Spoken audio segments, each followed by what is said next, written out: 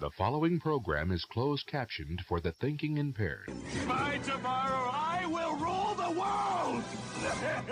You think he's gone? He's not gone. That's the whole point. He's never gone. Is this some radical new therapy? You see?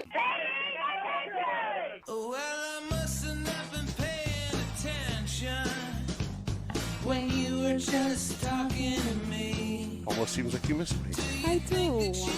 I'm glad somebody does. Stop. A lot of people miss you. Yeah, like who? Debo and Kelly. Yeah, I haven't heard from them lately. They've been awfully quiet since I destroyed their life. Tom. Just saying. Can you destroy someone's life for me? Can I what? Can you destroy someone's life for me? Can I destroy someone's life for you? Listen, you see how many chances I gave those idiots before I destroyed their life? You did. Maybe I should learn from you. Always give people more rope than they deserve. Always give them more chances than they deserve. But that didn't get you anywhere. Like Well, that no, made it worse for you. No, it did, because then when I finally did destroy their life, there wasn't one person who said, Tom, you were a little too heavy-handed with that. Every single person said, you know, you should have done that 6 fucking months ago. Got it. That makes sense. So I always, whenever, because I know that I have the ability to destroy people's lives if I want to. This is why, like, I laugh at the people in Methuen, the school Nazis in Methuen, because, like, they're attacking me, they're attacking my paper, and I'm looking at them like, I can make one phone call and cost you your fucking job, and you really want to fuck with me? Like, this is really the hill you people want to die on? Speaking of Methuen So Nazis, I always give people, okay, yes. the newspapers at the Tripoli's spot, remember? They were gone. Tripoli. Everyone. Ba, ba, ba, ba. Tripoli's. House Street Support? It has like a post office. That's House Street. Yeah. Okay. So I did post it online. Hopefully, one of my drivers will get to that. Okay. So, are we on? Are we live? Are we? Yes. We're live. What? Oh, all right. We're Okay. just talking. For some reason, it just seems like informal. Seems like we're not live. If it was informal, right? You know any good rumors lately? No, I haven't heard. What happened? Hey, what happened to Tom? I don't know. What happened to Tom? Where's his podcast been? Oh no.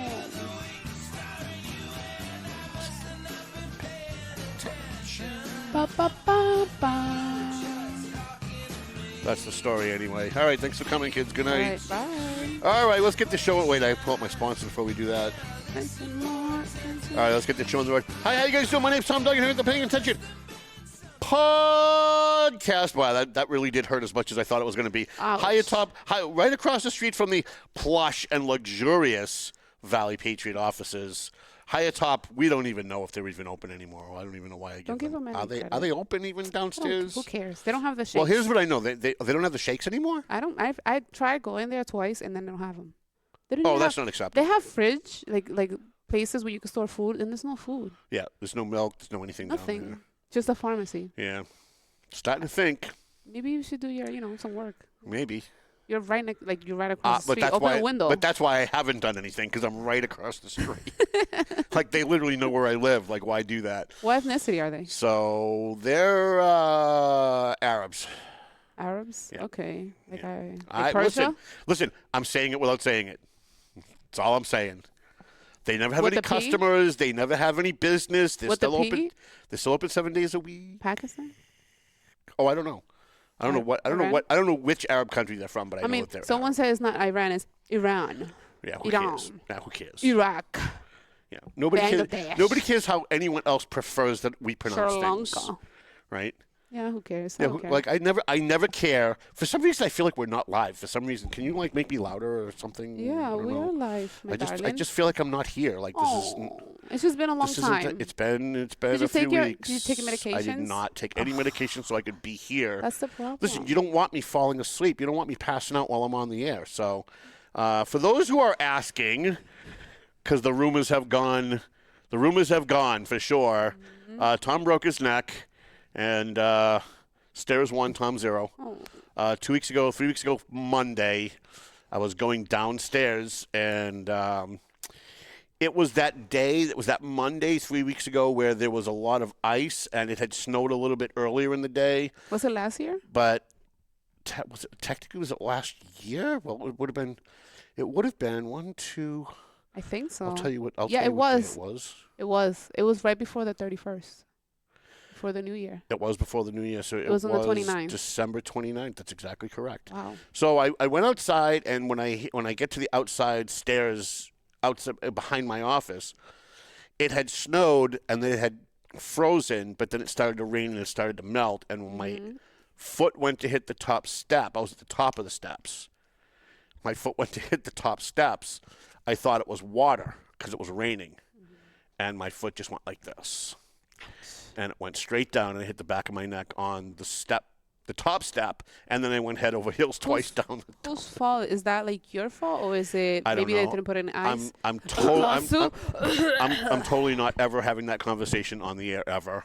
Okay. Hi, Janelda. We have Steph. Oh, the future Mrs. Duggan is here. Oh, yes, she is. So those of you who actually know what happened have been very quiet about it, because obviously I have a lot of enemies, and we don't want to give people who are always looking to take me down and information that Tom's having an issue. So yeah, but you always have your babies. So I do, but it's not everything that I do hurts.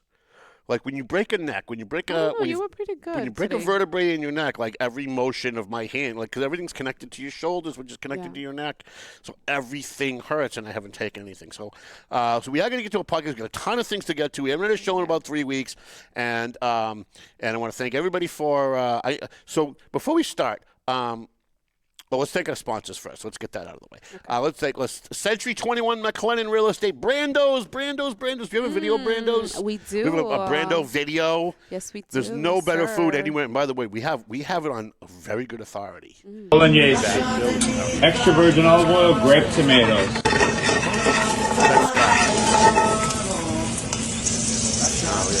Bolognese, red wine cooking. I hate sauce. Little touch of cream.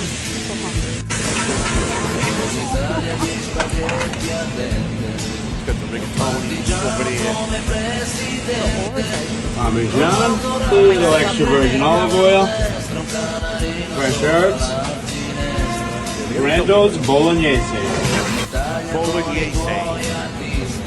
See, I'm not a big fan of sauce, so I love that. Serving Brando's Bolognese for breakfast. Yes.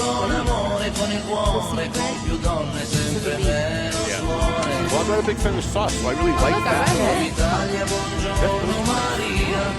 That's why we and I get along so well.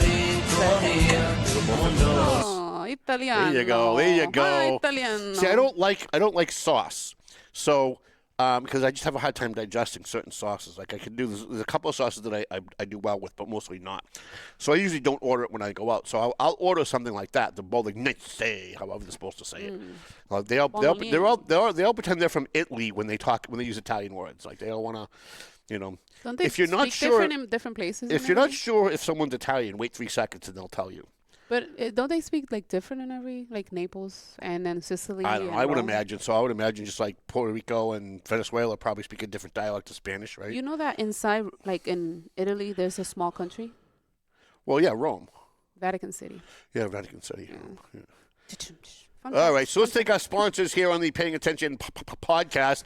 Century 21 McLennan Real Estate. We are way overdue to have Matt McLennan here to talk about the real estate market. If you read this edition of the Valley Patriot, and you look at the last 3 pages, we always post the sales and the transfer of deeds. No? Yeah, the deed transfers. And I used to publish 4 to 5 pages of home sales every month. Like if you go online to the Valley Patriot and go to like our archive at the top, and you just go back like 5 years, like go back to 2000 or 2000's COVID, go back to 2019. You're talking 4 pages of the Valley Patriot were filled with home sales, with purchases, and now we barely have a page. Like we have a page and a little bit more than a page. Why is that? Continues. What do you think? I don't know. I think the economy. I think we have a lot of these hedge funds are purchasing residential homes, Yes, which I think should be illegal for sure. I think it's the one thing Trump the is on Democrats. Yep, the one thing the Democrats are right about. We're going to do a show soon about all the things that the Democrats are right about. And, here's what's funny is that the Democrats are right about more than we think they are.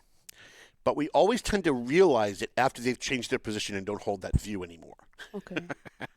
Like, Democrats used to be for civil liberties.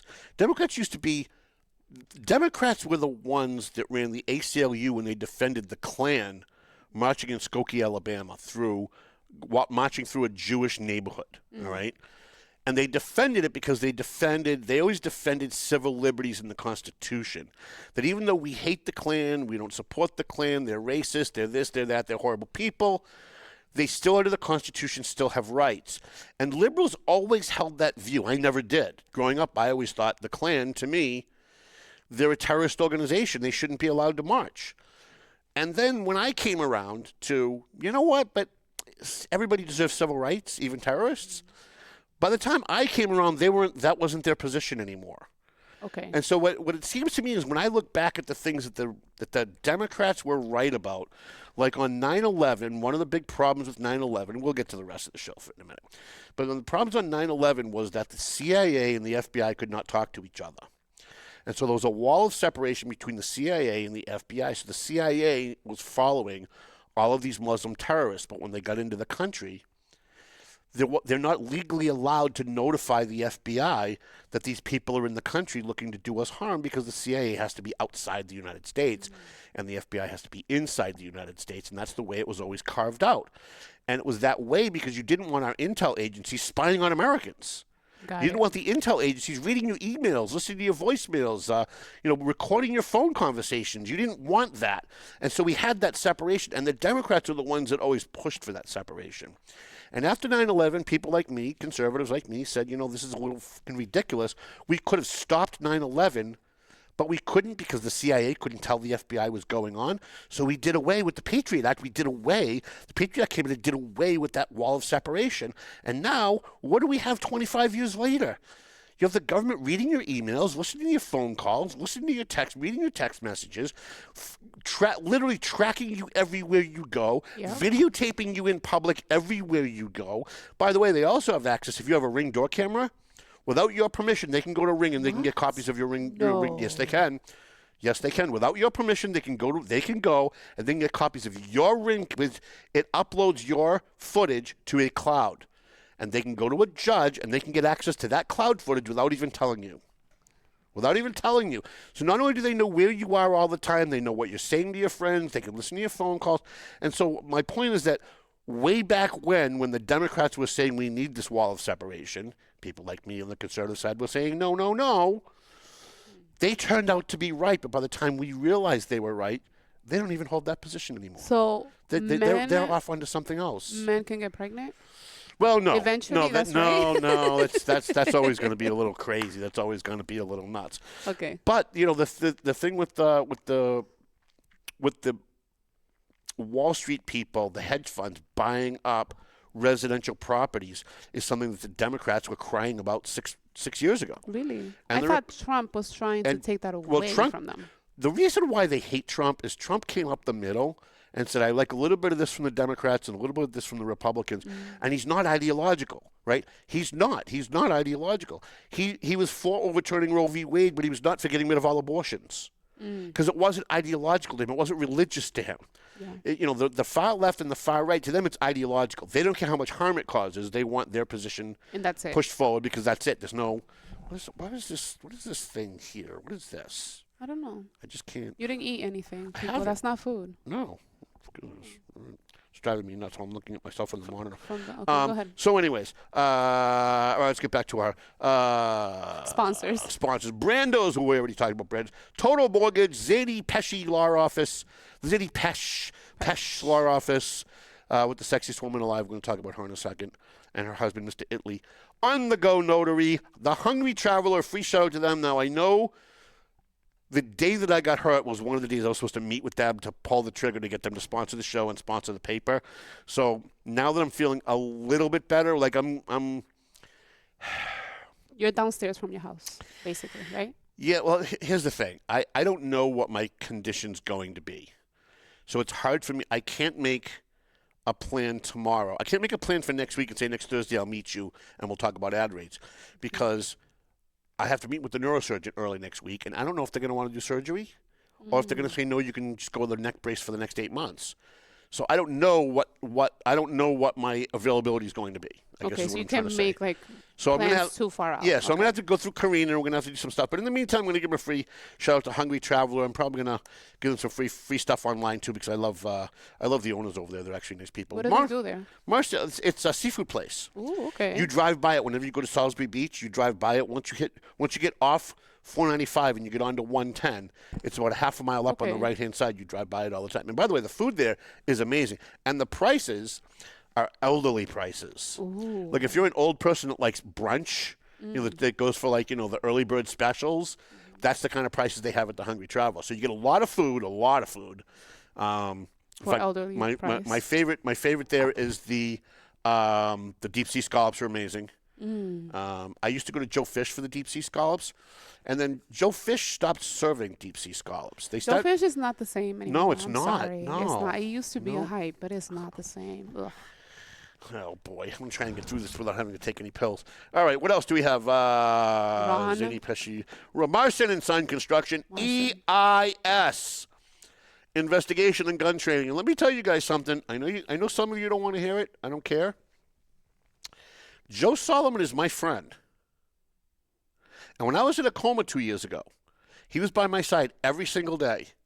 He was with my family every single day, making sure that if they needed coffee, if they needed lunch, if they needed him to go to their house and get something, because my family was camped out at the hospital for almost a month, and when I was sick 2 years ago. And Joe was there. Well, let me tell you something. When I broke my neck, Joe was the guy that came and got me. Joe was the guy that called 911. Joe was the guy that accompanied the ambulance to the hospital. And Joe stayed at the hospital with me for 12 hours while they did x-rays and MRIs and CAT scans and everything else 3 weeks ago when I fell. So say what you want, but EIS investigation will always have a free ad on this show. They don't pay for it. We don't ask them for money. I do it because he's my friend, and I literally do not care. And people ask me all the time, and I'm going to answer your question now. People ask me, why do you stay vocal about defending your friend Joe Solomon, even though we know he's a criminal? He's Richard Nixon. He's responsible for World War II. He was behind the grassy knoll. He shot JFK. What's wrong with Nixon? And I'm always here like, don't you worry that your reputation takes a hit when you do that? I really don't care. Here's the thing. I don't care. Joe is my friend. I have other friends who have done really horrible. I have other friends who actually did do horrible things. Joe didn't. I have actually other friends who actually did do horrible things, and I stand with them too. My friends are my friends. My friends are not conditional based on me approving morally of the way you conduct your friggin' life, right? So I've got a friend who drives newspapers for me. He's been driving with me for 15 years. Got a phone call one day from his ex-wife wanting to let me know that she took out a restraining order against him, and that he had beaten her, and that he's a really horrible human being, and that I should be careful to have someone representing my newspaper who beats his wife. And I said, "Oh, did he beat you while he was delivering my newspapers?" And she said, "No, he beat me at home 2 nights ago." And I said, "Oh, well then, how is that my fucking business? I hired the guy to deliver newspapers. I didn't hire him to be my rabbi. I didn't hire him to be my priest. I hired him to deliver newspapers. Now, you want to call me and tell me he beat you with my newspaper over the head like he hit you like a dog? Then maybe I'll give a shit about what he did in his personal life. But I hired the guy to do a job, and as long as he did the job and he didn't beat you while he was doing the job, I don't give 2 fucking shits if he beat you.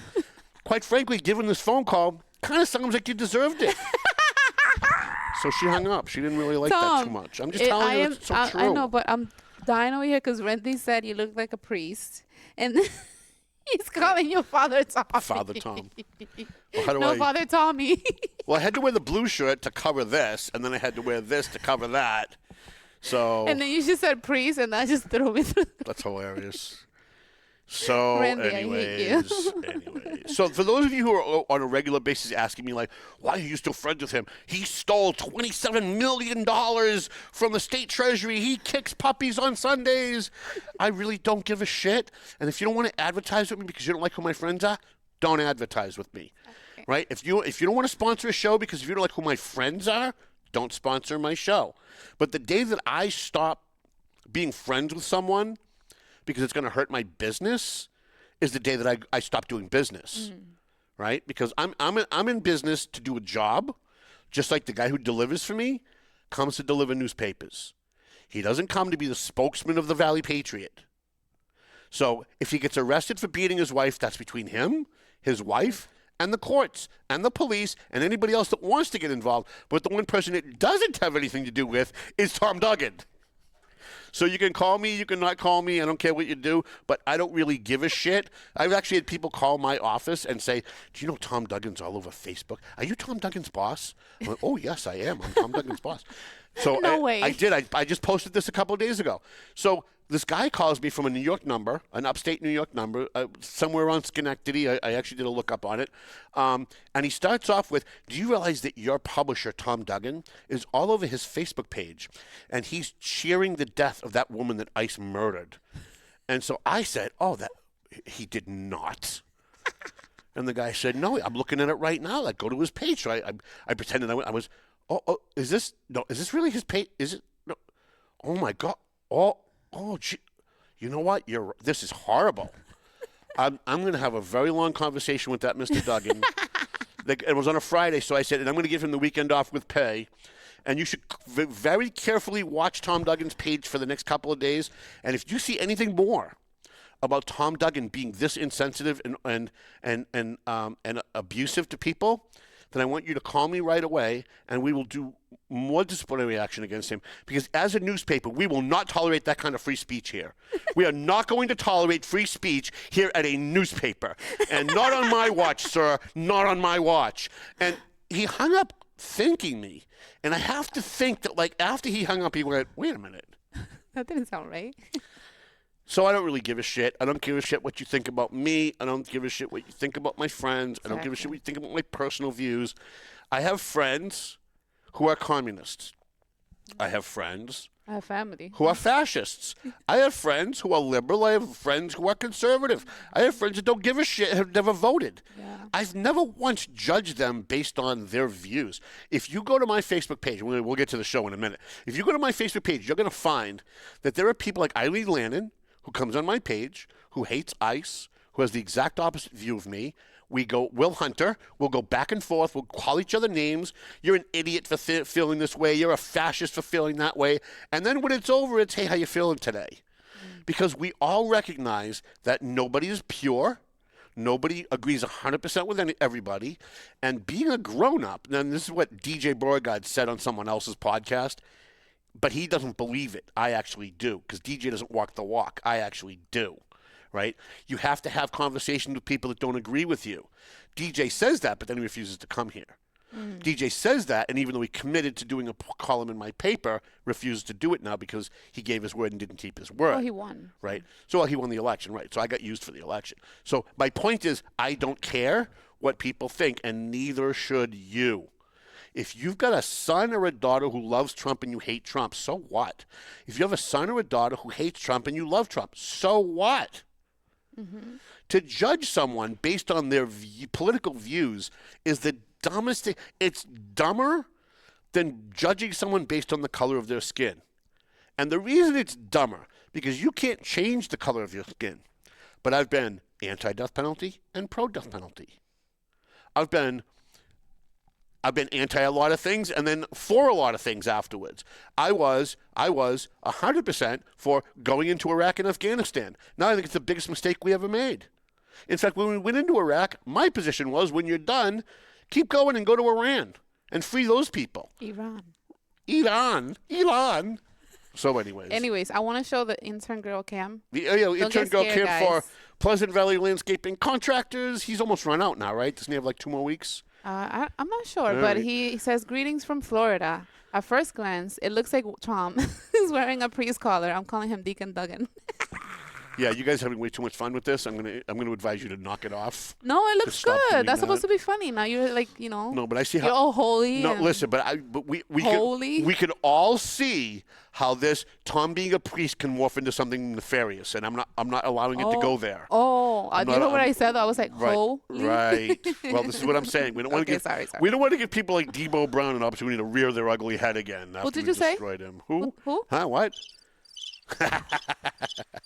All right, who else do we have? Tomo and Shaken Seafood, Clear Path for Veterans. We're still doing sponsors 20 minutes into the show. It's been a long time. Right? AFC Urgent Care, Pleasant Valley Landscaping Contractors. Doug Mercurio, the Mercurio Law Office, and Prime Insurance. He still to this day says he's had no business from us. So if you need insurance, please go to Prime Insurance. So at least we could say he got one customer out of us for advertising with us for a year.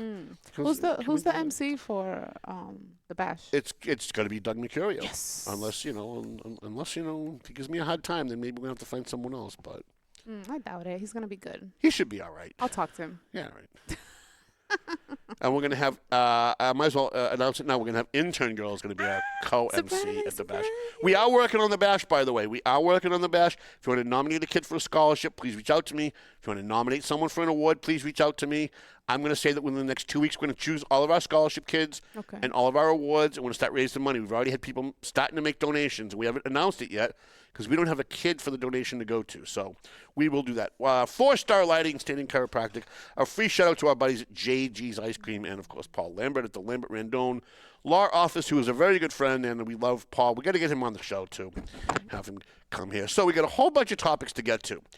I want to do the local stuff at the end. I want to get to some national stuff at the beginning. Where do you want to go first? We've got the Supreme Court, men and women's sports. We have ICE shooting a woman who deserved it. We have AI, crazy AI new laws, and we have what's going on in Iran. Can we start with Iran? Iran. Yeah. Persia. Former Persia. So I have not seen the news today. Okay. So something may have happened, and I don't know because I have not seen the news today. I shouldn't say I haven't seen any news. I did see a little bit on my way here, but so I don't know if we went and we invaded today. But there is a civil war going on in Iran, and the mullahs, the religious mullahs, the Nazis, the actual fascists, the actual people, the Handmaid's Tale, the people that burn women, the people who actually burn women alive for being impure, for being raped. No, because a strand of their hair showed or something. Yeah. Women who are stoned to death because they got raped. The people, the young people of Iran are out of their minds and ready to overthrow the mullahs, and Donald Trump is helping. Now, I know he's trying to help. I know he wants to help. I just kind of wish he wouldn't. Wow. It's not our business. Because if it goes wrong, who gets blamed? We get blamed. Yeah, but they're not going to come here and do anything. You don't know that. We don't know that. We don't know, right? They could be in league with China. They could have a deal with Russia that we don't know about. They have nuclear? They don't. China does. Yeah, but China needs us. It needs our Pakistan business. does. Russia does. But Pakistan does? Pakistan likes the U.S., though. Pakistan has nukes. India has nukes. China and Russia both have nukes. And you know who really has nukes that we should really be afraid of is England. North. England's the one we really need to be afraid of because the Muslims have taken over. Oh. England as we know it has fallen. Europe as we know it has fallen. So with what's going on in Iran, the reason I wanted to bring it up is this, though, because we don't know what's going to happen. It looks like they're going to overthrow the mullahs. Be careful what you ask for because you might get it, right? They could overthrow the mullahs and people who are worse could take over. You create a vacuum. You don't know who's going to fill that vacuum, right? So you don't know. You don't know who's going to take over. You don't know. Is this something that the Mossad and the Israelis are pushing with their spies in Iran to overthrow Iran to bring about a more democratic and peaceful Iran? That I'm all for, but we have no guarantee that that's what's going to happen. So I just kind of wish that Donald Trump would kind of stay out of it. Let Israel do it. If Israel wants to get involved, let Israel get involved. If Europe wants to get involved, let them get involved. But unless they're aiming weapons at us, I really don't think we should be involved. I think we should stay out of it. Just focus on the Americas. Yeah, if there's ways we can help by sending them, things. cutting off their military so they can't kill their own people. Maybe sending a missile over to take out one of their missile batteries or something so that they can't murder their own people. Maybe we could be doing that, but otherwise, I think we should be staying out of it. So, Supreme Court yesterday. I think it was yesterday. I believe it was yesterday. All my days run in together because I'm on so much medication now. I sleep 18 hours and I'm up for 3, and then I'm sleeping for 18 more hours. I think it was yesterday or the I have no idea what. Wednesday. Supreme Court had within the last few days hearings based on whether or not, and a basic tutorial for people that think they understand but don't, what the Supreme Court does. The Supreme Court's function is not to tell you what's legal and what's not legal. It's not to tell you what you can do and what you can't do. The Supreme Court's job is to look at an existing law that has been challenged and say whether or not that law is constitutional or not.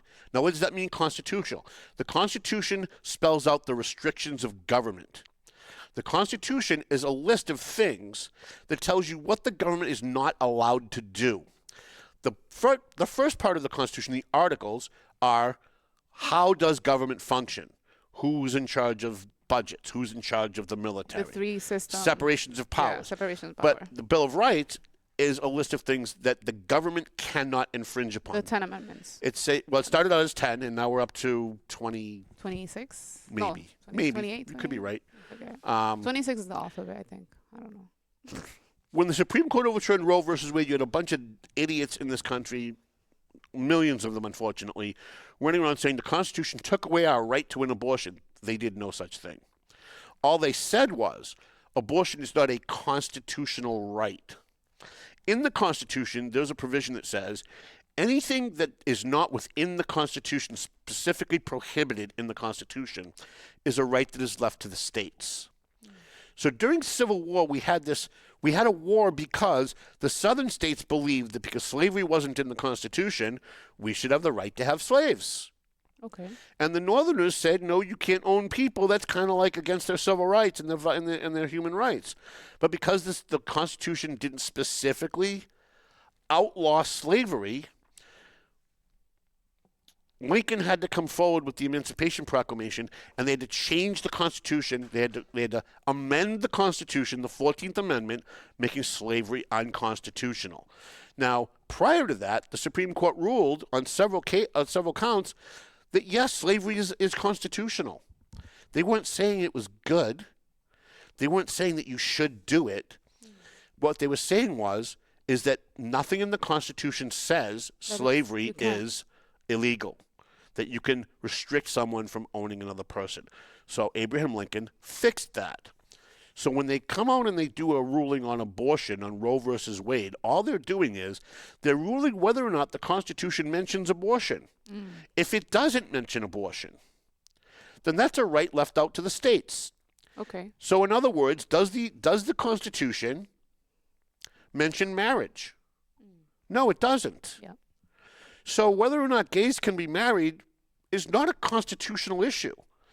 There's no right for gays to be married. There's no constitutional right for gays to be married. But by the way, there doesn't need to be. There doesn't need to be a constitutional right to have an abortion, and there doesn't need to be a constitutional right for gay marriage. You can have your congressman get together and pass a federal bill making gay marriage the law of the land in every state. Yeah. You don't need it in the Constitution. You don't need abortion in the Constitution. The problem is that the media and the liberals and the Democrats on the far left want the Constitution to protect everything that they love so no one can ever take it away ever. That way they can make money on it forever. Yeah. So the Supreme Court this week was hearing arguments on whether or not a law in two different states, I know Idaho's one, I can't remember what the other one is, that says boys cannot play on girls' teams. And here's for those of us who actually know what the Constitution does, here's why this is infuriating. Because why in the world would a person with brain cells in their head that talk to each other think that the Constitution would prohibit a state from making a law that boys can't play on girls' sports? Is it in the Constitution? It's not in the Constitution. So therefore, if it's not in the Constitution, it's a right left to the states, just like abortion and gay marriage. Now, the states can decide, can boys play on girls' team? Idaho might want it. California might not. But if you want it to be a federal right, then you have your congressman get together, write a law saying that we want to prohibit boys from playing in any girls' sports in any state. You can do that. Or if you're a pervert, if you're Kelsey Shabilia or you're Seth Moulton, you want to make a law that says boys have to play on girls' sports, that no one can stop boys from playing on girls' sports. All of that can happen. But to think that the Constitution would prohibit a state from making a law as to whether or not boys can play on girls' teams, the fact that it's even at the it's even at the Supreme Court is mind-blowing to me. It's just mind-blowing to me that it's even there. And here's my take on it, because honestly, I really don't care. Quite frankly, I don't think women should be playing in sports. I don't think women should play sports. I just don't. And neither do Democrats. Democrats don't believe women should play sports. I agree with them on that. Women should stay home and be barefoot and pregnant in the kitchen. That's what the Democrats believe. Well, they have to believe that. Otherwise, why would they be for boys playing in girls' sports when they know that boys will outcompete girls in every single physical competition? Every single one. So it's obvious that the Democrats don't think women and girls should have women and girls sports, because they're the ones pushing for boys to play in girls' sports. And if you allow that to happen, take that to its natural conclusion, there will be no more girls' sports, because boys will flood girls' sports, and it will be trans boys pretending to be women competing against trans boys pretending to be women, because no women will ever be able to make the fucking team. So if you're a Democrat and you say, trans kids have rights, they're real people.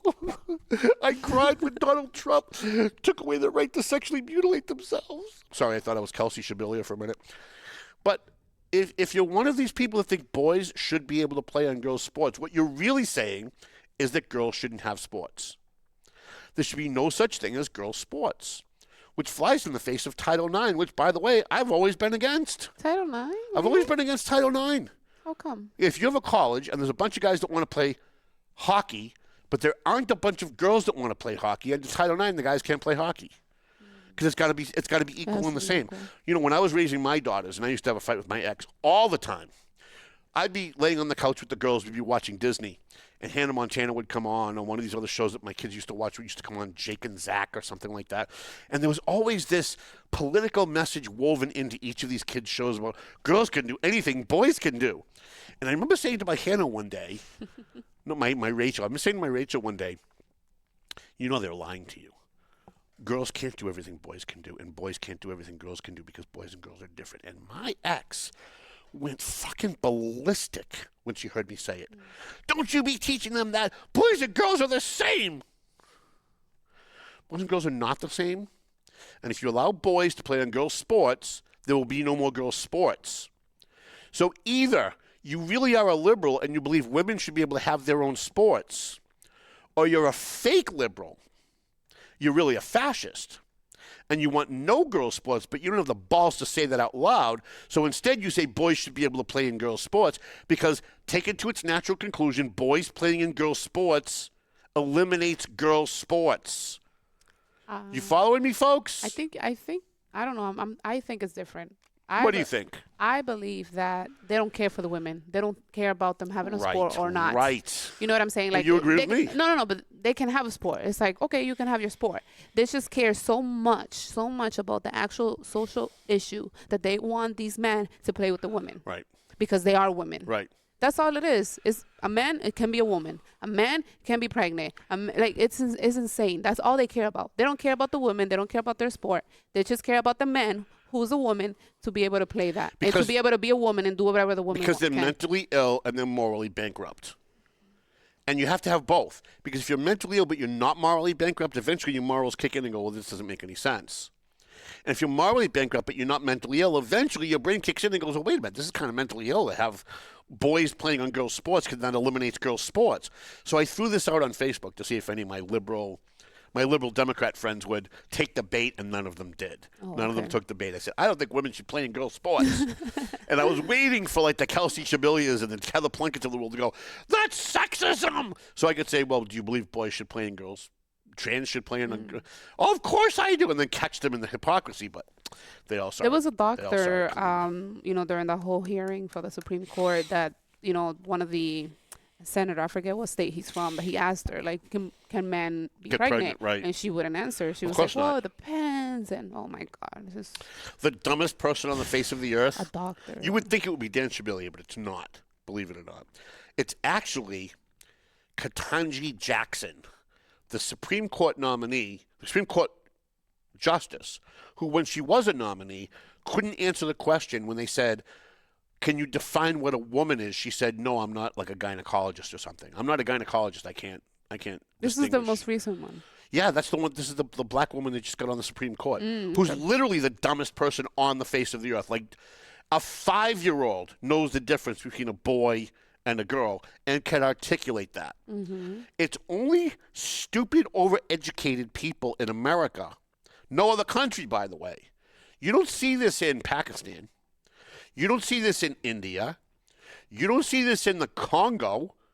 Where else do you see this but in these first world countries where people are so rich and so fat and so happy and so spoiled that they just invent things to be upset about. They just invent social problems.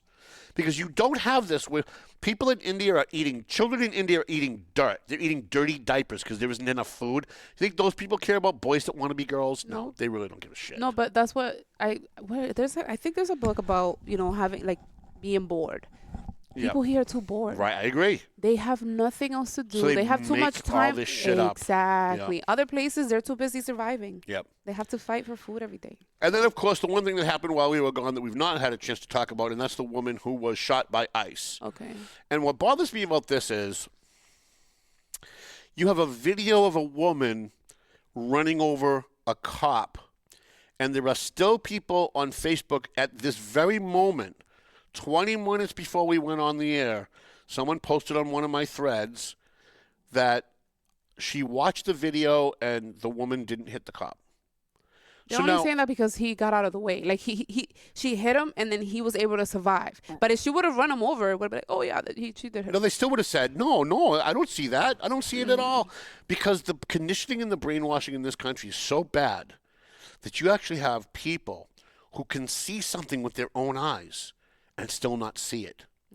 Because their brainwashing is telling them that that there's a category of people that are good always. And there's a category of people who are bad always. And when there's any kind of confrontation between the people that are always good and always bad, illegal aliens, always good. Cops, always bad. Criminals, always good. Cops, always bad. Now, you have any confrontation between these two, we know before the confrontation happens. We know before the details of the conflict gets out that the Democrats are going to side with the criminal against the cop, unless it's January 6th, because Donald Trump bad, everyone else good. Anyone against Donald Trump bad. So they don't mind selling out to the cops if Donald Trump's on the other side. So January 6th, you had a couple of people who were outside the Capitol that assaulted police officers. That's all the Democrats have talked about for 4 fucking years. J6. That's all they've talked about. That's how they bring up. All they talk about. But you talk about cops in any other context, in any other state, in any other conflict, and the cops are always wrong. Yeah. They finally found cops that they liked. And those are the cops at the Capitol who are Capitol Police because their relatives got them the job, because they had political juice, because their cousin was a congressman, because their uncle works in the Senate, because they have another cousin that works for the Department of Agriculture, because somebody campaigned, right, government mafia. Yeah. That's what it is. So this woman got shot, and I feel bad that she got shot, and I also feel bad because this is a woman who was radicalized by the left and the media to believe that there would be no consequences if she put herself between armed agents of the federal government and the dangerous people that they're trying to pick up and arrest. And you see these people out there, and she was one of them, that are yelling, "You arrest people without warrants." Totally not true. You arrest people without due process. Totally not true. You go out and you pick people up without even knowing who they are. You're kidnapping people. Totally not true. But it doesn't matter that it's totally not true. They want to believe it, so they're going to believe it. They want to believe the cop was bad, so it doesn't matter that they see with their own eyes a car hit the cop and knock him over. It doesn't matter that the doctors and the nurses, who are probably anti-Trump, because most people in healthcare hate Trump. Most people in healthcare are left-wing. So I'm sure the doctors and the nurses and the surgeons at the hospital in Bethesda that this cop went to, or wherever he went, I'm sure they're not lying. I'm sure they're not. The guy got hit by her car. And I don't want to hear, she turned her wheel. Oh, okay, and? She hit him. He hit in the stomach. Wait a minute. The only argument that seems to almost carry some water is she was turning her wheel.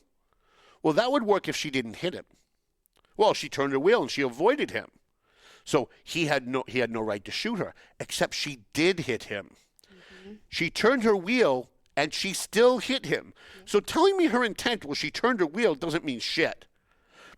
She's dead because the liberal media and the Democrat Party have told middle-class white wine moms that they should go out and put themselves in between armed agents of the federal government and murderers, rapists, and child molesters, some of whom are very dangerous and belong to drug cartels. And you put your car in the middle. And then when the cop told you to get out of the car, you violated his order, you didn't do what he told you, and then you ran over a cop to try to get away. So you got dead. Yep. And that death is not on ICE. That death is not on Trump. That death is on the Democrats and the media. And here's one more thing I'm going to say about this, because I have a lot of friends who are, I got a friend that owns a restaurant who's very gay and very liberal. We all know who he is. I'm not going to say him by name. Who is mortified by all of this. And he's mortified by all of this because he's been emotionally manipulated. So here's what I'm going to say about this.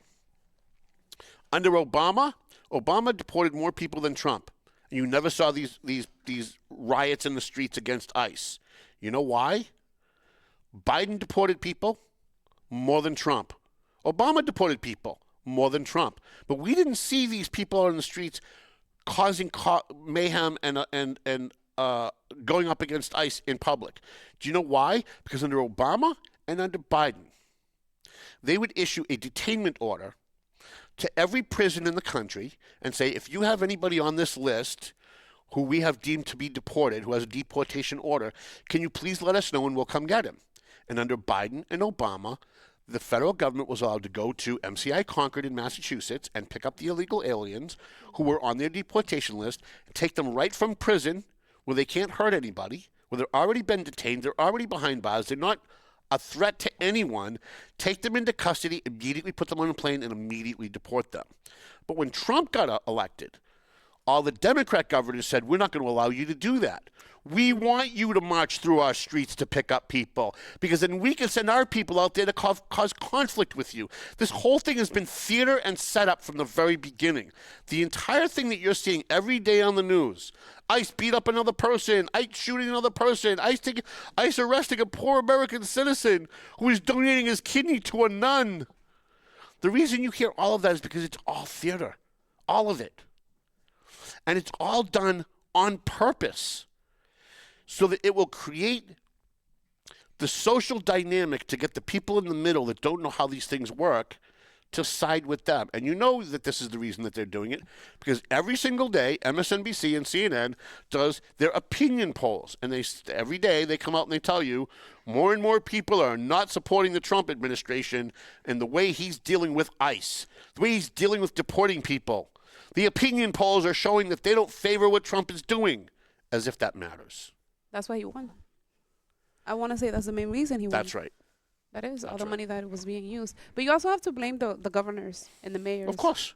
Tim Walz. Yeah, well, this is the reason I'm bringing it up. I'm bringing it up because nobody has seen this under any other president, and people who are dumb, who don't follow this stuff, think to themselves, well, but Obama never had this problem and Biden never had this problem. It must be Trump. And that's the way CNN and MSNBC plays it. That's the way the Democrats play it.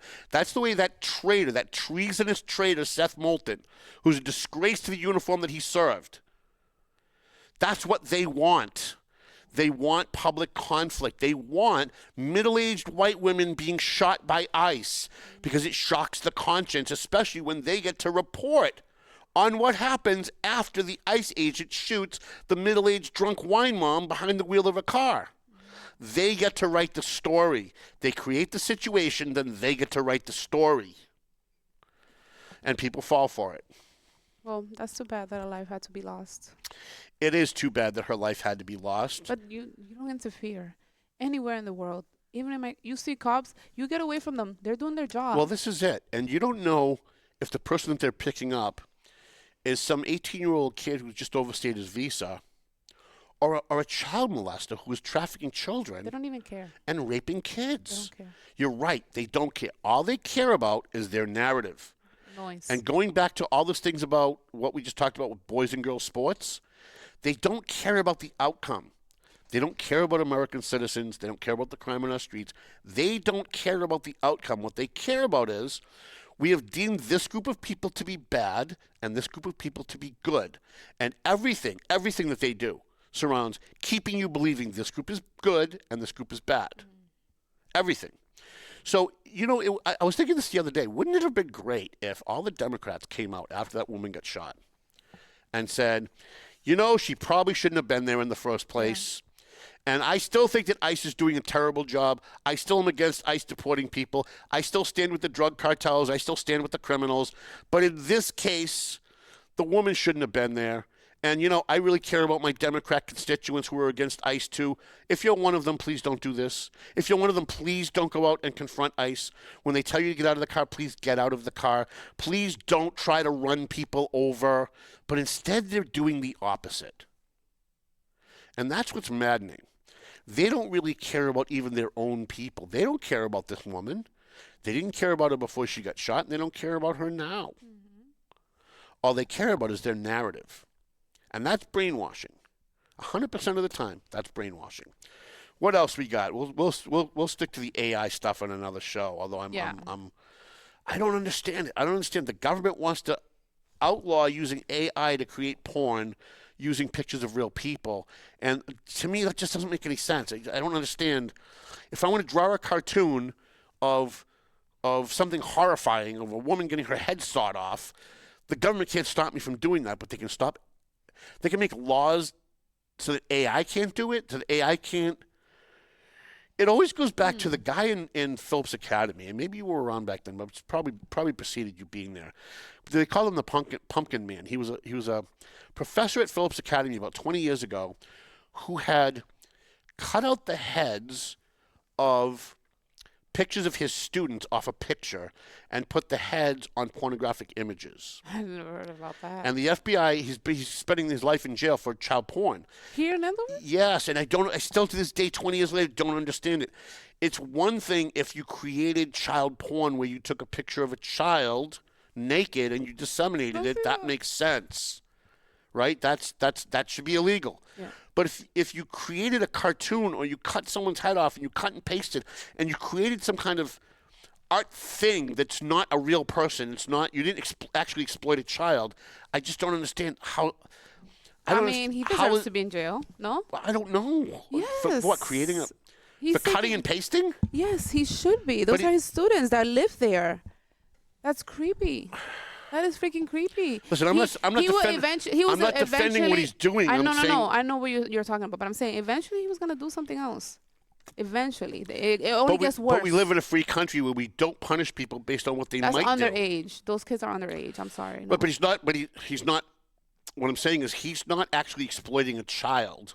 You don't think so? He's creating art. He's creating bad art. What if he takes pictures and posts them somewhere or gives them to other people? That's embarrassing to a child. To a child, yes. Someone could take my picture tomorrow, as Debo Brown has, superimpose it on something. Who? Right. Nobody even knows who he is anymore.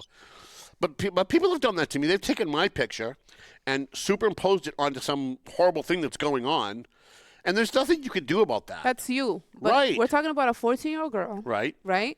That, goes to class with her professor, might coach her in something. I don't know, anything. There's a lot of interaction with teacher and students over there. I mean, should he have lost his job? Yes. But go to jail for cutting and pasting? It's sick, but is it against... I guess I'm trying to figure out how is it that the government has a compelling interest to cut and paste. The Tribune did like a whole bunch of stories on it. It was about 20 years ago. So anyways, we're bringing this up because the governors are now, and I think Kathy Hochul in New York is also now trying to write laws that say that you can't use AI to create pornography using real people's pictures, which still to me doesn't make any sense. If someone wants to take a picture of me and they want to superimpose my face using AI, having gay sex with 40 guys on a beach, I couldn't fucking care less. So I don't understand why is there a compelling government interest in Let's see them what they have to say. stopping people from creating art, bad art, but still art. Well, let's see what they have to say about that, because I know people make money with AI, XXX stuff. Right. There's people that have the blue page. I can't say here on Facebook. No. The subscriber, the girls, send pictures and interaction, stuff like that. There are AI accounts, AI women that make, a lot of money. So I don't know what's going to happen with that. Let's see what the provisions are, I just think it's interesting that a kid... If it's for kids, yeah, absolutely, yeah, do it. I think it's interesting that a kid can use their phone to go to a porn website and watch a woman have sex with a horse, and that's not illegal. But if a guy wants to use AI to create some kind of wacky fucking porn stuff, that's not legal. Like I don't get it. I don't not get with it. Kids. But kids can go and the kids can look on their phone and they can watch. Not with kids, they can watch. That's what the kids do. That's their time. That's their curiosity. That's the stage. But there's no way a grown-ass adult. But how is one illegal? A grown-ass adult that's listening. gonna come. I am listening. No, you're not. Yes, I am. You're talking about a child. Okay, he's able to go online and look at specific One things. is legal, but one's not legal. But how do you square that? we're talking about a grown person. Right. Taking a face of a child right. and making it into something bad. I'm That's different. I'm not saying it's right. I'm saying I don't understand how the government has the right in a free society to put a stop to that. I just don't. I don't understand it. If they could show me a compelling reason, I'm more than happy to change my mind on that. I just don't understand how one can be legal where a kid can go on their phone or on any computer and have access to the most bizarre pornography you can even imagine. They would even make Kelsey Shabilia maybe blush a little bit, right? But yet they're going all whole hog on AI porn, but not actual porn. I guess this is my point. I don't understand. Actual porn's okay for 7-year-olds to look on their phone, but it's not okay to use AI to do it. I just don't understand it. It just doesn't make any sense to me. Next topic. It should either all be legal or all be illegal, but it shouldn't be half of one and half of another. All right. Anything else on the national stuff? No, I guess we don't. Look, this whole show was just a total abortion. You want to just stop the show and just forget we were over here today? No. No. All right. Keep going. It's already an hour. We're already in an hour. All right. Well, then that's the end of the show, folks. Good night. Really? No, I guess real quick. Can you do a few more things? So real quick on the local stuff. We don't have a whole lot of local stuff to report. Elections? We do have elections coming up. All of your state reps, all of your state senators, and your governor are coming up. All of your constitutional offices are coming up for re-election this year. And you know how we know that? I have state reps are now returning my calls again. Really? Yeah, January comes and all of a sudden they're taking my calls again. It's fucking hilarious. And what do they want? It's like DJ Beauregard. When before it was election time, DJ Beauregard wanted to be in the Valley Patriot. DJ Beauregard wanted to be on this show. But then when the election's over, suddenly Tom who? Who's Tom? I don't know who Tom is. We don't know. Whoa. Who's that? What's Tom? Valley what? We don't know anything about that. It's crazy how we... So it's interesting how people keep their word when it's election time, but they don't keep their word when it's not going to benefit them. This is my first time working so close to this, and you're so right. Right? There were people on my phone calling me all the time, and I'm like, what happened? Right. Everybody. The only one that stuck around, Janilda. Janilda's awesome, the future Mrs. Awesome. Duggan.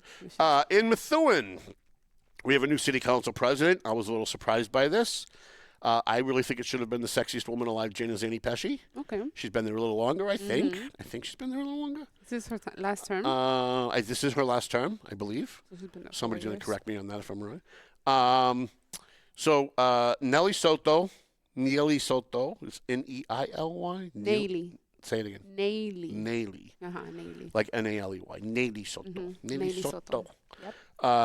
Who was going to be a guest last week, and I obviously couldn't. And the week before, I obviously couldn't. And then today she was busy, so we're going to have her next week. She is now the council president. Yay. Jana Zani Pesci, the sexiest woman alive, is now the vice president of the council. And I get a lot of emails from people saying, why do you call it president? He's council chairman. Who gives a shit? Honestly, nobody cares how you want us to pronounce Iran. Nobody cares whether you want us to call it a president or a chairman. No one cares. Literally, the only people who care about titles are the people who hold them. Those are the only people who care about titles. I had a priest on my show when I was on WCAP, a Reverend Bob from Salisbury Beach, and everyone knows Reverend Bob. So anybody from Salisbury knows what I'm talking about. He was on my show one day because he had a conflict with the town over some zoning thing, and he came on, and I introduced him as I think Pastor or Father Bob, I can't remember his last name, and he said, "It's doctor. I earned it." Oh. And I said, "Well, do you do surgery?" And he goes, "No, I have a doctorate in education." I said, "Well, then really the only person who cares is you." Doctor for what? What A was doctorate in doctor? education. Oh my God. Right, yeah. Like, you're supposed to call you doctor? So You're a priest. So I said, because he's a friend, I said, "Listen, literally the only person who cares about your title is you. Like, literally nobody else cares." A lot of other people care. Who? Everyone in Andover cares. You got to make sure you do it this way. There's a period here, and Yep. I like this first, Right. and the Esquire, and I Right. like, no. Everybody with a title cares about people with titles. And it Otherwise, has to be nobody specific. cares. Oh, my God, it's crazy. Yeah, nobody gives a shit. So Nelly Soto is going to be the council president. I did watch a little bit of that meeting. I see Jana Zany, Pesci, the sexiest woman alive, as the vice chairman. For selfish reasons, I wanted it to be Jana because I just want to look at her through the whole meeting. And She'll get to sit like in the middle, right? Right, In a nice one. right. Yeah, that makes sense. But here's the surprise. Probably shouldn't be, but the real surprise is Lawrence. And in Lawrence, even though Giovanni Rodriguez lost his 5th vote for council president when Wendy Luzon lost her District B seat, Anna Levy comes to the rescue and betrays Brian DePina. Anna Levy betrays Brian DePina and makes a deal with Giovanni Rodriguez so that he can be council president again. And Anna Levy is now council vice president. She didn't only betray Brian, she betrayed the council. Every single person that supported her. She betrayed what they can do together. Yep. Because he is not a good leader. And I'm sorry, Giovanni, you are not. You've made a lot of mistakes, starting with the budget, the open meetings law, Yep. not knowing the charter. And Public records law, the city attorney. When another one of your colleagues is talking, you want to talk over them and tell them to be quiet when they have every right to say what they need to. I just feel like he's just a power tripping. He's just power I tripping. like that's all. Giovanni. I'm glad that he won. I supported him. No, I didn't want him to win. I'm glad that he won, but I think having him as council chairman, council president is wrong. Yeah. I think it should have been Michael Plant or Gregory Del Rosario. That's what I thought who's going to get it. It should have been Gregory Del Rosario. Gregory Del Rosario is he I don't know how to explain it. He gets along with everybody there. Yep. He respects everyone. I'll tell there. you why they didn't want to give it to him, because I talked to a number of councilors when this was all going on. I got involved when there was still a chance, and when I realized that there was no chance, then I just stepped back and let them do what they want. But there was a chance at one point that Gregory could be council president. And I talked to a couple of councilors, and here's what they said to me, including 2 that were actually on his side. They said, "We don't want to give the appearance that the council is just run by the mayor's office. And because he's aligned with the mayor, we don't want someone who's going to be aligned with the mayor and make it look like the mayor runs the council." And I get that you don't want people to think that, but why would you then make the entire apparatus of city government suffer because of what you don't want it to look like? There's another example of people doing things because of the way it looks or the way it's going to look rather than the effect it's going to have. You're right, intern girl. I had to do 2 public records requests that I'm still waiting for. Giovanni has done. I can't say he's done nothing. He did do some things. He did call the city. He called you and told you he wants to pass what is it? Yep. An ordinance or something like that? And we're going to work on that. We're going to work on it. It's been, months since he said that? It has been months. Why isn't he working on it? Doesn't he execute on things right away? Why does he do that? I think he's going to. Open meetings law. He was the leader on that. The budget. He should have been on top of that. Listen, if Giovanni wants to redeem himself, he now has 2 years to do it. But he really doesn't. He really has 6 months to do it. What he needs to do is he needs to get rid of the city attorney. If he gets rid of the city attorney, if he finds a way to get rid of the city attorney, and there's plenty of information. Listen, there are plenty of things that guy has done in violation of his contract that you can get rid of him now. And if he sues, he sues. Stop being so afraid of lawsuits. These lawyers have these local elected officials petrified of their own shadow. Stephanie Infante is the worst. She's more afraid of lawsuits than she is Hitler coming back from the dead and exterminating Jews. They're more afraid of lawsuits than anything because they're told by the lawyers that it will be bad for them, but it's not bad for them. It's only bad for the lawyers. Just a couple $1,000 sometimes, and they don't always get it. They need to get rid of this guy. What's his name again? I don't even remember his Foley? name. It's been no, Foley's gone. It's Tim Hooten. Okay. Tim Hooten, who a relative of his told me all kinds of things about him. They found what I wrote. They found what I wrote about him, and they were like, "Can I tell you all these like personal things about him?" I'm like, "I'm not going to use any of it, but please do tell me." Someone that's close to him, a family member? relative, yeah. Or a friend like Debo Brown. No, a relative, an actual relative. Debo Brown. I just wanted to say Debo Brown. Was he convicted yet of beating his wife, Debo Brown? You're on top of that. I don't know. I don't know.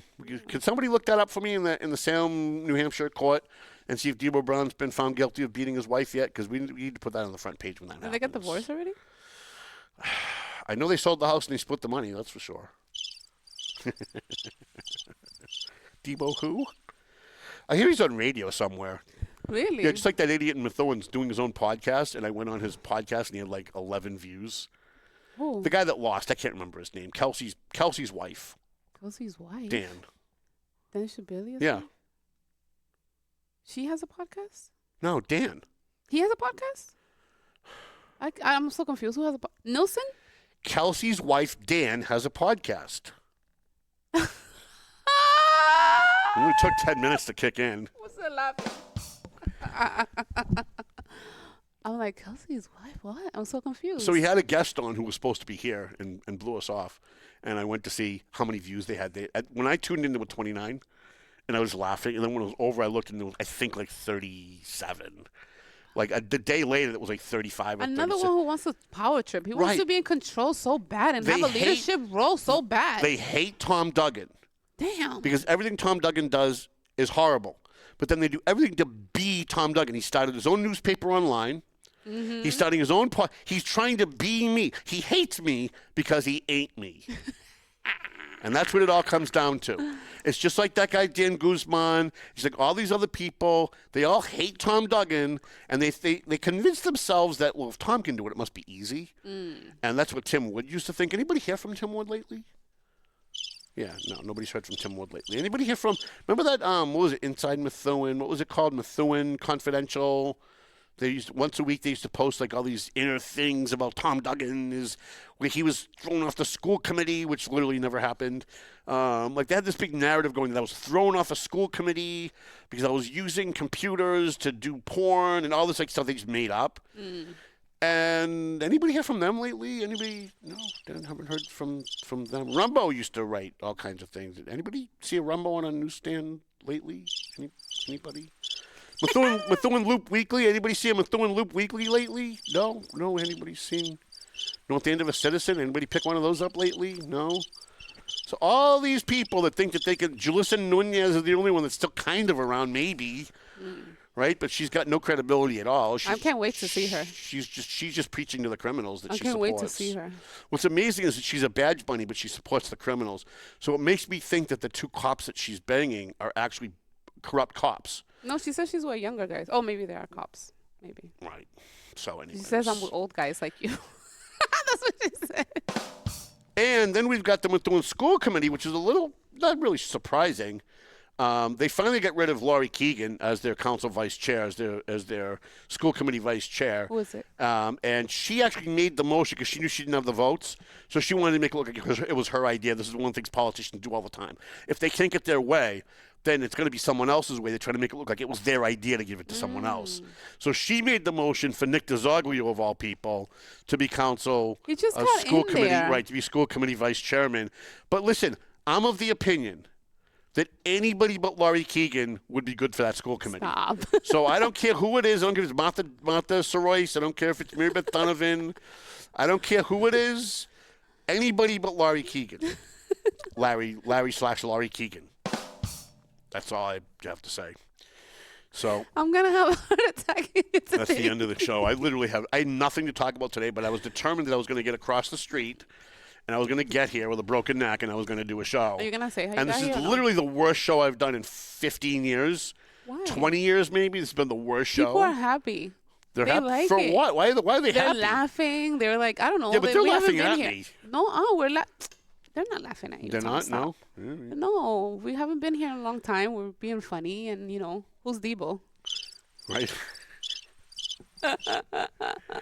Oh, look at that. Gregory Del Rosario. Gregory. And his friend Lawrence Brian de Pina. He's there watching. They both posted a big happy birthday to Altagracia Mahi with a picture of Brian and Greg with Altagracia Mahi. Is that great? Fucking hilarious. You know they're funny, right? You know they're being funny. Of course they are, yeah. But I think it's hilarious. It's you know that hilarious. there are people that are going to be leaving her show. I'm not even posting the show when we're done, by the way. I'm Why? just going to kill it. You know there's people that are going to be leaving her show now, right? Leaving her show? Mm-hmm. Lacey Leva's going to have her own show. Is she? I love Lacey Levis. Yeah, I love she's her. Gonna have some people, but she has a guy in her life, and I don't think we can tolerate she that. has a husband and kids. Yeah, we can't have that. And the kids we can overlook. Okay. But the husband's got to go. We can't have that.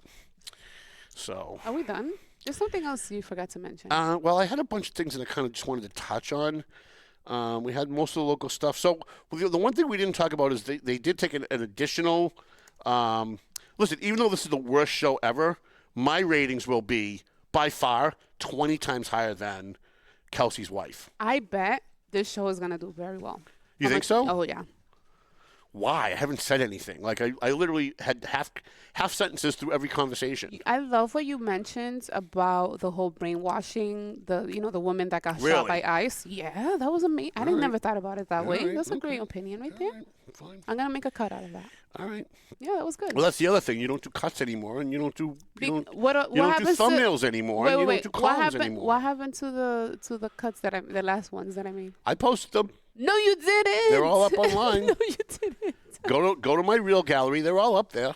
I think there's one that I didn't post because no, a few. There's been a few. Maybe there was one or two, but okay.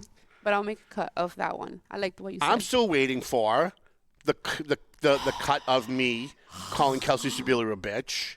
Remember that? Or talking about her bitch. kid. Talking about her kid when I never actually talked about her kid. Right, but I'm still waiting for that. So the city council had to take another vote of no confidence in the superintendent and the school committee in Methuen, and somebody flipped their vote.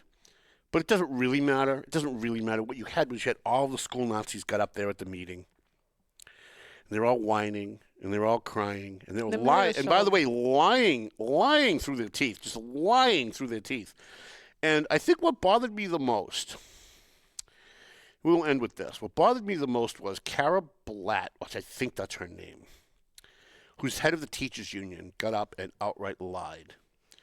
And she basically said what Kelsey's wife has been saying all along, is that my numbers that I showed you, that 70% of kids can't read at grade level and 73% of kids can't do math at grade level, they're now trying to claim that that's a lie.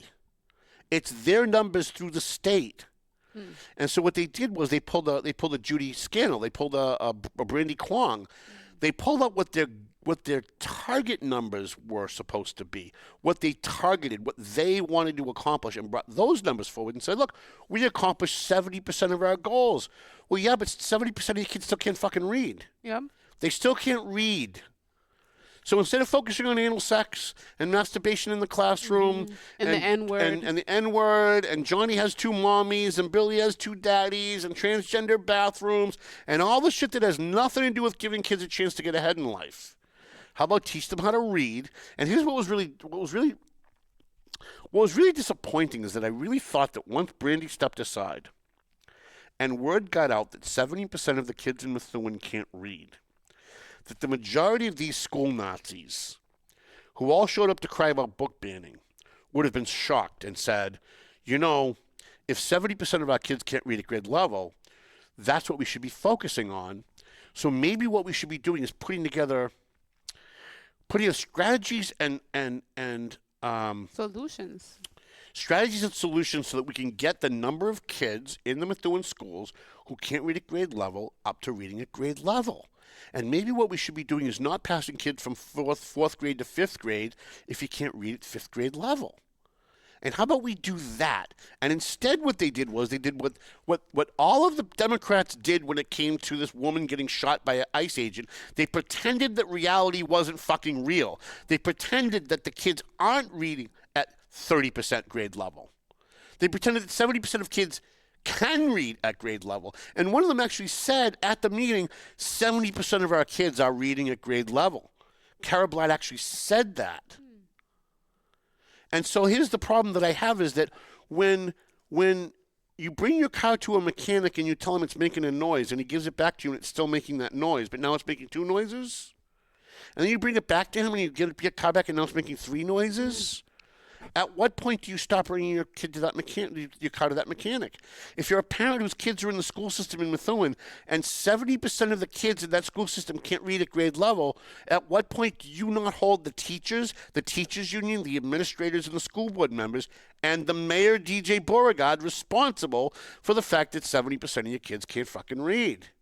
Yes. Like, at what point? And so I was really hoping, whether they love me, they hate me, I'm a fascist, I'm a dictator, I'm a Nazi, I kick puppies, all the crap that they want to throw at me.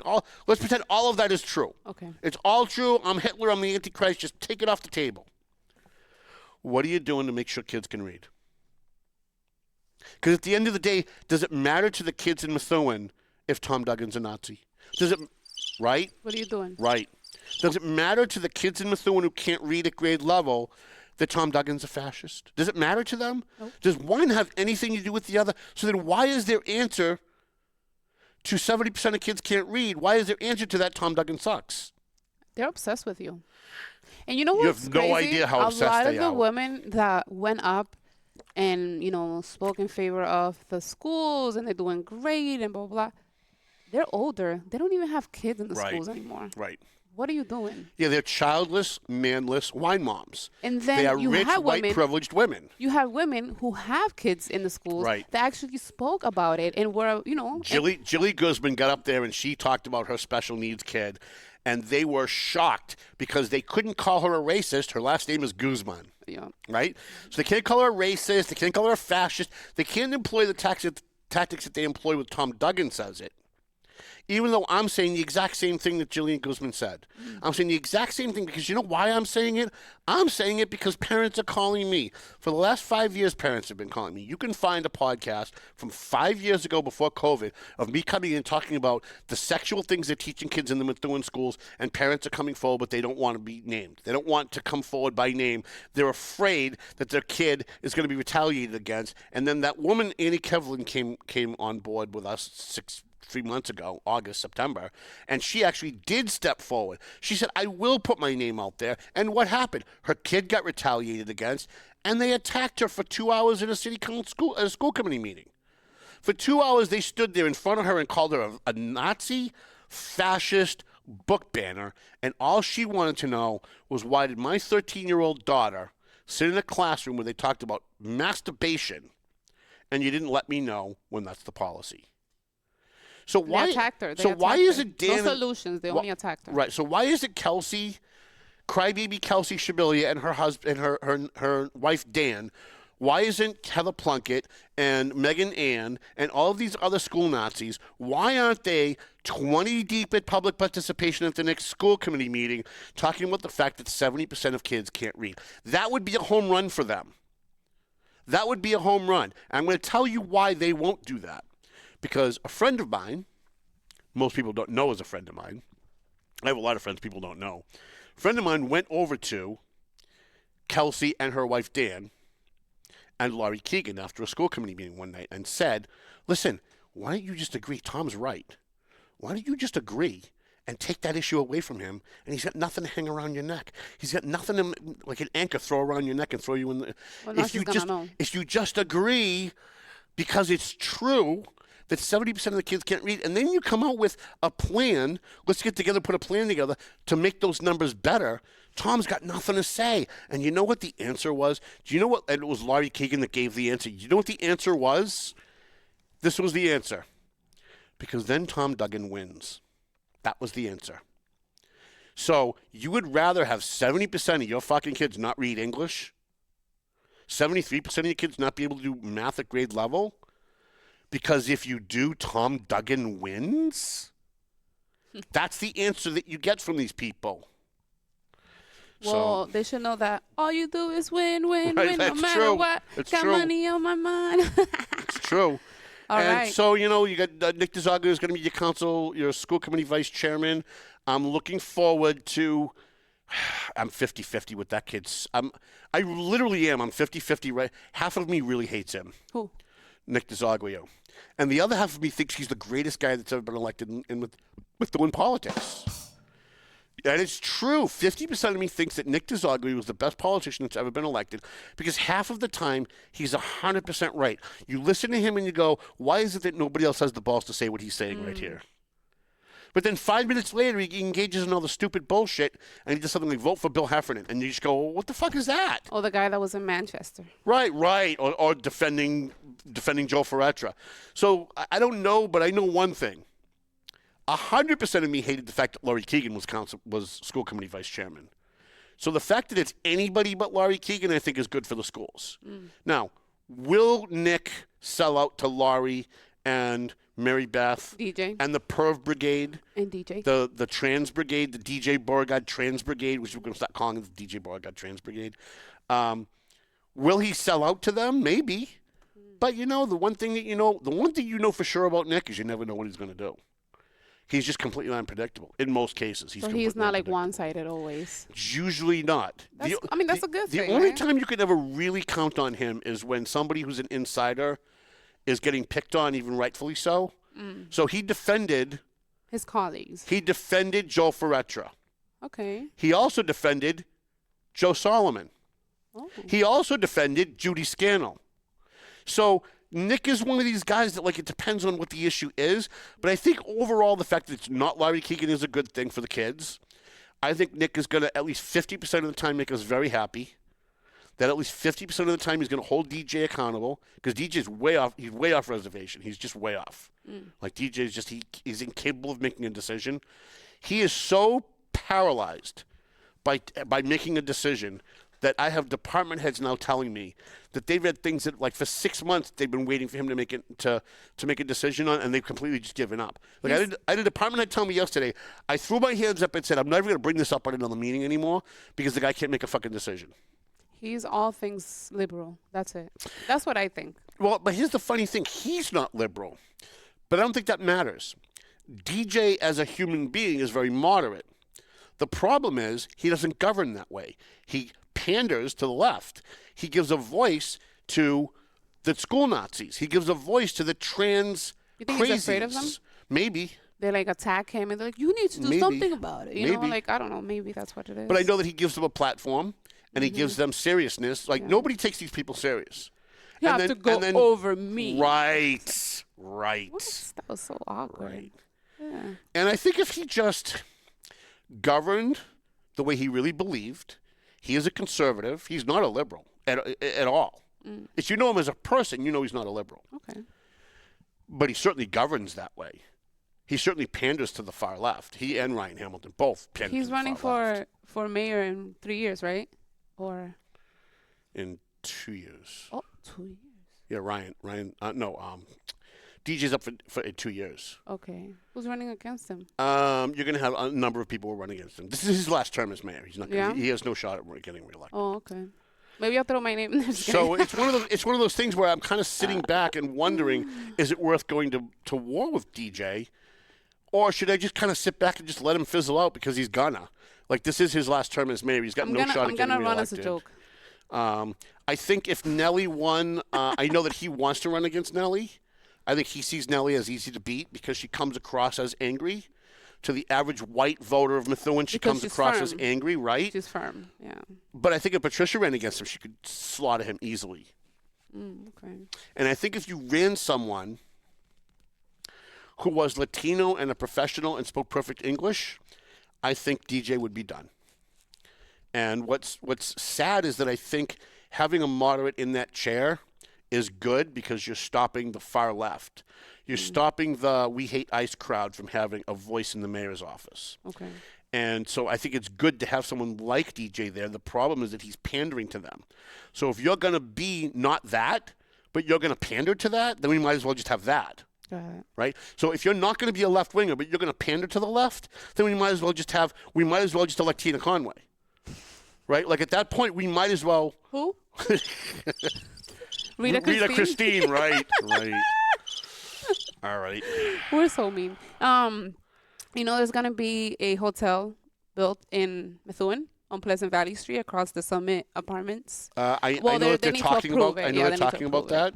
We'll see what happens with that. I know I was supposed to do something for my buddy John Drew, who is quite the force to be reckoned with. We got to get him on the show. I know he's doing a fundraiser. He's so when he's, and I don't have it in front of me. I'm sorry, I don't have it in front of me. And if I can find it before the end of the show, I will pull it up. But I know that he's doing something that Dan Rivera did when Dan first got elected. Dan got elected, and after 4 years of Willie Lantigua, he realized that we had no St. Patrick's Day parade anymore. Because Willie Lantigua did away with the St. Patrick's Day parade because it was white people, and of course, white people bad.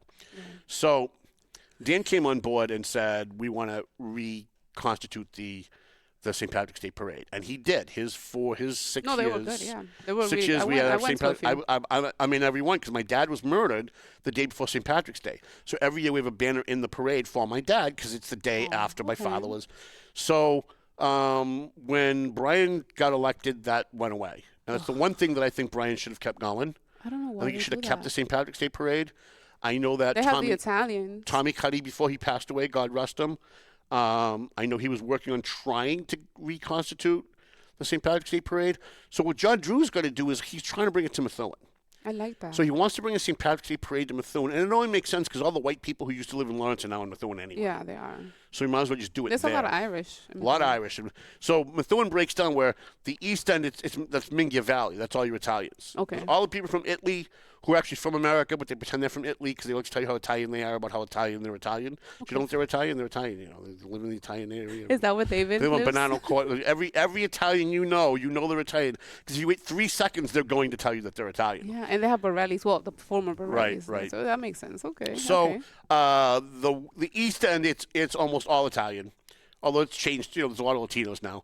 And West Methuen is almost all like Irish or Irish-French. Okay. Right? And then the middle, you've got a mix of just about everything, like everything. There's a Muslim community. Yeah, in Central. over on Oakland Ave. Yes. Yeah, Central District. Yes, because of that school. I actually interviewed them after 9/11. What did they say? I went right into the belly of the beast. What did they say? And I called them, and I interviewed about 9 of them. Sat with me in a room, and we talked about Islam. We talked about 9/11. I recorded it. And then I transcribed it, and it was on the front page of the paper, so it would have been like 2004 or 5. It was right after. It was right after 9/11, so it was our first or second year. And we turned a lot of heads. Like, we got a lot of threats from it, and we had a lot of people cheering because of what we did, and we also had a lot of people who had a lot of problems with what we did. But you're right. There is a big Muslim contingency. There's a mosque in Methuen over on Oakland Ave. And a school. And one of the terrorists, I don't know if it was on 9/11 or before 9/11, did have some kind of an affiliation with, I guess he did attend that mosque at some point. He had come to the Merrimack Valley. Okay. And I don't think it was one of the 9/11. I think it was one of the Muslim terrorism things that happened right before 9/11. There were several other things that happened. So I did try to bring that up when we talked. And they were more than happy. They were the nicest people in the world, and they were more than happy to talk about all of this stuff. In fact, before I left, one of the guys grabbed me and said, I know you probably don't believe anything we said, but I'm just really glad that you came, because at least you bothered to hear it from us rather than hearing it on Fox News or somewhere else. You at least came and you sat with us and asked us the question, and nobody else has done that. Maybe we'll do that again. There's also a Haitian community growing in Methuen. In Methuen? Yeah. Really? Mm-hmm. You got to put a stop to that. Now, why? Now, how? Tell me about this. After people drive off the. I mean, there's quite a lot of kids. I have family members that work at the schools, and they tell me Alejandro was getting bullied by one, but that doesn't. It has nothing to do with ethnicity. Yeah, it has nothing to do with ethnicity, but yeah. You know, Dominicans and Haitians have a little friction, so. You know, I tell this story all the time when I hang out with my Dominican friends, and you get a couple of drinks in them, like at a party somewhere. Yeah. And they start feeling good. The one thing they all do is they all savage the Puerto Ricans. Really? Yeah.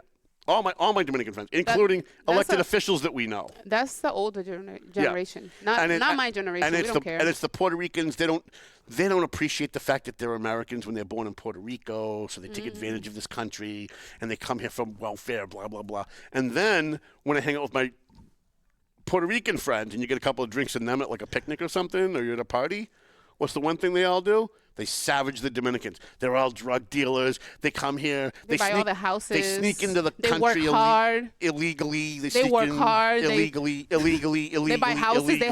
They have salons and barbershops. And they have businesses. Illegally. She's never going to let me get to my point because she feels like she has to defend Dominicans, but it's not going to work here. Right? Not all. But what they say is they come here illegally. They sneak into the country. They deal drugs. They think they're better than us because they work. Right. They think they're better than us because they're Puerto Rico. But you know what? They all agree? What? White people are racist. You bring up white people with either one of those two groups that I hang out with. That's the older generation. And it's white people are racist. White people are racist while we savage another group. Hilarious. I think it's hilarious. I'm surprised Dominicans don't talk about the Haitians. That's weird. Well, if it comes up, they do. But it's usually like a throwaway line, and then they go back to what they were talking to. Because I think it's. What generation is this? It's the older generation. Well, not mine. my age. Most of my friends are like my age. Okay. I mean, I do have some friends that are younger, but I would say like Marcos Devers' age, like me and Marcos. So Marcos is Dominican. Marcos is one of my Dominican friends, and you've got Domingo Melendez. Who? Marcos, hello. She found a button that she likes, and now she's going to abuse it through the whole show. Is he running this year? I hope so. Okay. I hope so. I know one thing. Francisco Polino's running. He called me today. Oh, yeah? And I was like, it must be election time again. I'm hearing from Francisco again. That's still going, by the way. Sorry. See, if you're gonna have anything to abuse, it should be Kelsey Shabilia's wife going stupid. I know. I don't have it. I don't think they'll let me put it in I'll here get you that. permanently. I'll get you that. So, all right. So, folks, I don't know if anybody has any comments or questions for the work show that we've ever done, but we are here.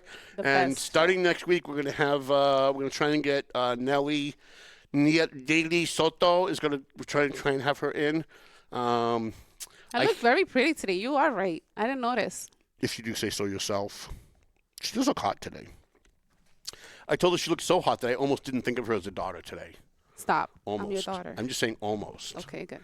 Yeah. So, all right. Anything else? Nothing else really. I do appreciate. What's up with Debo and Kelly? I have no idea. I'm sorry, no guys. clue. All right, let's pump the bell. So. All right, let me put the music on. I don't know. What? It's one of those things. So hopefully by next week I'm going to be back on a regular schedule. I do have to see a neurosurgeon next week. I don't know what my availability is going to be. I did not want anything on Facebook. I didn't really tell anybody what had happened for a lot of reasons, none the least of which is that I have people that will try and take advantage of the fact that Tom's down. But also there were other things that I didn't want. While I was trying to grapple with getting things done while I was hurt, I didn't. There are people that will always reach out to help me because I've done things for them. Yeah. Got their kid a job. I saved them from a problem with a cop, whatever. And those people, the minute they find out that I'm down, the minute they find out there's something wrong with me, will flood to my office and bring me food and key page. You see the future Mrs. Duggan bringing me key page. Yeah. Patricia Valley went out and bought me a wheelchair. But I didn't tell anybody for the first 2 weeks because I just wanted to be alone. Yeah. I wanted to lay there in pain. They gave me shit for medication. I got almost nothing for medication to kill the pain. So my pain level without the meds is a 9. And with the meds, it's like a 4, but it's still there, and it's always there. And so I didn't want to have to entertain. I didn't want people coming by. I had 40 people show up with soup. Ladies and gentlemen, soup does not cure a broken neck. That's for colds. Okay, just letting you know. But, Billy from Brando's came by and brought me some Brando's. That's what And unfortunately, he brought me like a 4-foot-long sub. Okay. 4-foot-long sub. Right? I think that's no. I was raised by Italian, so I have to do the hand motion, right? The problem is I can't open my mouth big enough to eat a sub or a hamburger.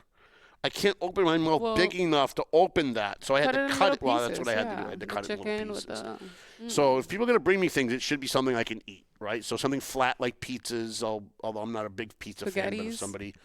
you don't like sauce. Yeah, I'm not a big sauce fan, but like, something small. Okay. You know, like chili, Taco Bell, Kipes, You love Taco chicharrones, that kind of stuff is good. Chili from Wendy's is great. But I didn't want to tell anybody for the first couple of weeks. I'm on week 3 now, I think. I'm almost on week 4. Because I didn't want to put people out. And I know that there's so many good people that are on my bash committee that help me with the paper, that help me with other things. And I know that they would have dropped everything and they would have come to help. And I didn't want to put them out. And I knew the minute that it happened, it was going to be a problem, like a big problem, like 2 years ago. And I really thought I was going to be paralyzed. Unfortunately, those of you who follow me on a regular basis will end with this. Unfortunately, those of you who follow me on a regular basis and who are friendly with our friend Mark Dubinsky, who also fell down a flight of stairs on the same day that I did. Oh, my God.